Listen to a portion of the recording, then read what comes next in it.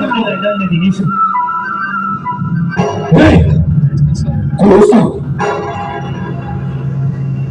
मलाई को सुन्दैछ दुष्ट हौ? आज त्यो भाडासुरलाई मेरो सामने बोलाऊ। जाऊ। तैँले हामीसँग बातचित गरे अनि मात्र महाराजलाई बोलाउँछ। सैनिक हो, यो दुष्ट पापीले हाम्रो महाराजको पुत्रीसँग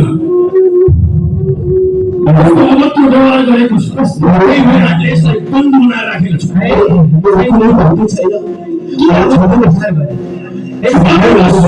एउटा साँचो प्रेम गरेको छ। दुःख हो, जाऊ तिमीको महाराजलाई बोला। भन्दैमा अर्काको बन्दी बनाएर अर्काको सुरक्षित बनाएर राखेको त्यस्तो कच्ची मान्छेले यसले अरे महाराजको पुत्रीसँग त्यस्तो राम्रो व्यवहार गरेको छ। यो मेरो नाति अनुरुद्रको कुनै दोष छैन। दोष त त्यो उषाको छ। जाऊ तिमीको महाराजलाई बोला। महाराज त्यसले त्यो बन्दी बनाएर राखेकोलाई नाति भनेर भन्दैछ। टक्कै पनि हजुरबुवा हुनुपर्छ।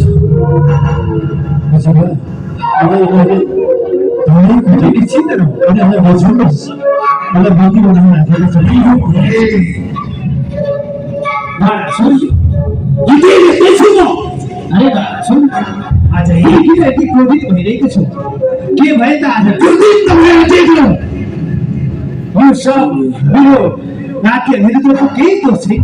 यो तिमी छोरीको दोष छ। मैले दोष त मैले पनि देखेको थिइनँ।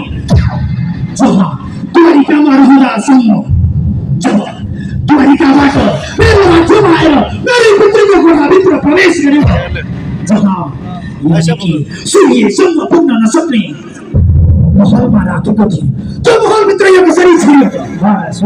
के भयो त आखिरी? यो सम्बन्ध जोडिने कुरा त छ।